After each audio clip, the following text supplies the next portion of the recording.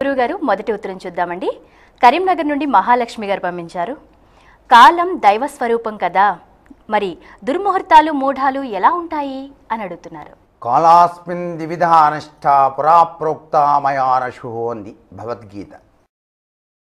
కాలమే దైవస్వరూపం, కానీ ఒక మంచి ముహూర్తంలో ఒక పని గనక ప్రారంభించినట్లయితే అది నిర్విఘ్నంగా నెరవేరటానికి ఆస్కారం ఉంటుంది అని. ప్రతి మానవుడు కూడా పుట్టినప్పటి నుంచి గిట్టేంత వరకు కూడాను ఈ కాలచక్ర భ్రమణంలో సంభవించేటువంటి విశేషాత్మకమైనటువంటి మంచి గుణగణాలనే అంచనాగా వాడి సత్ఫలితాన్ని పొందడానికి ఆస్కారం అధికంగా కనిపిస్తుంది.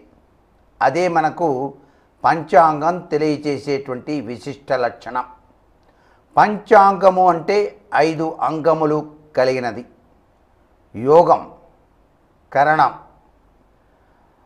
ఆ యొక్క తిథి, వార, నక్షత్రాల ప్రభావరీత్యా సంభవించేటువంటి గుణగణాలు.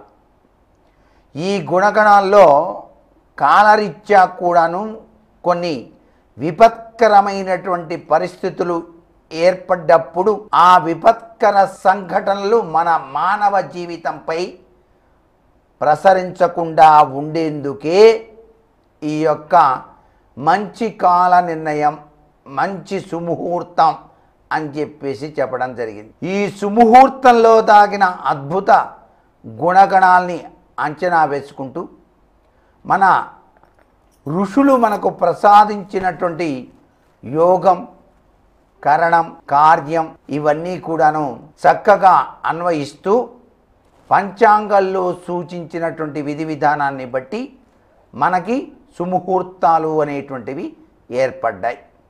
మూఢమిలో పెళ్లి చేసుకుంటానండి అంటే చేసుకున్న తర్వాత తెలుస్తుంది వాళ్ళిద్దరి మధ్య అన్యోన్య దాంపత్యం ఏ విధంగా విరాజిల్లిందో అని.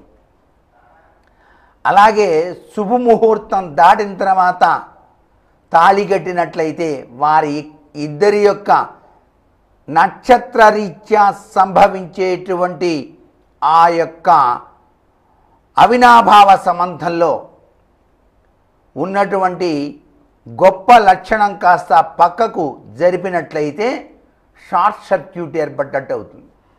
ఒక కరెంటు పాసింగ్ చాలా చక్కగానే అవుతూ ఉంటుంది. షార్ట్ సర్క్యూట్ జరిగితే ఏముంది, మొత్తం చాలా గందరగోళం ఏర్పడుతుంది.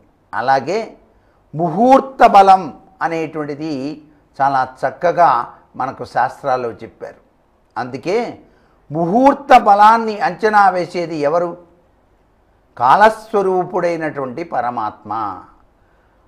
ఆ కాలాయ నమః, కాలకాలాయ నమః అని చెప్పేసి కాలాగ్నిరుద్రాయ నీలకంఠాయ అన్నారు పరమేశ్వరుని.